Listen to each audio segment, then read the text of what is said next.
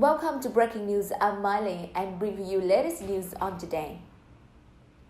President Donald Trump and members of his administration are quite excited about Saturday's handshake deal between the US and China. They claim Beijing agreed to lower tariffs on American cars entering the Chinese market from 40% to zero. And even though China hasn't confirmed this detail, it sounds like good news. And lower tariffs would greatly reduce the price of US vehicles, perhaps making them more attractive to China's billion-plus consumers.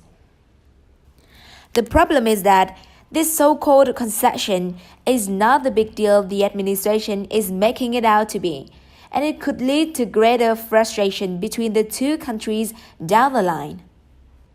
First, if China did agree to lower tariffs on American cars, other countries with competitive automotive sectors would likely benefit more than the US.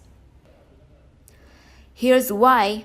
Trade between the US and China is governed by the rules of the World Trade Organization, a global body that ensures countries trade fairly with one another.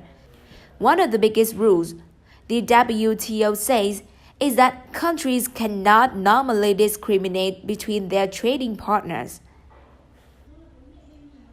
This is known as the most favored nation principle.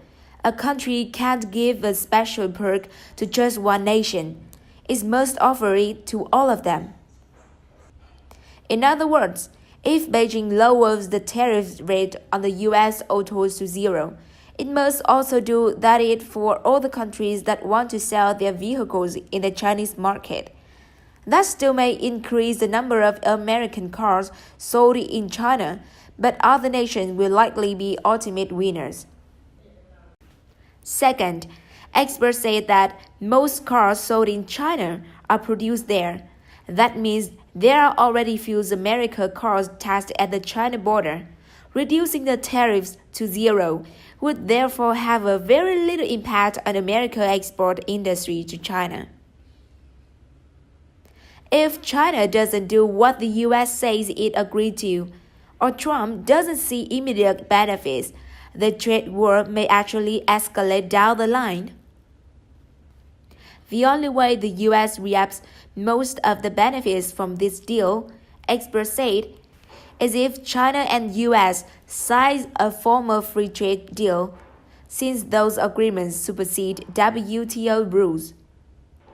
So, if Trump and Xi sign such a deal with a zero tariff provision in it, and Congress ratifies it, then US automakers would see the most benefits.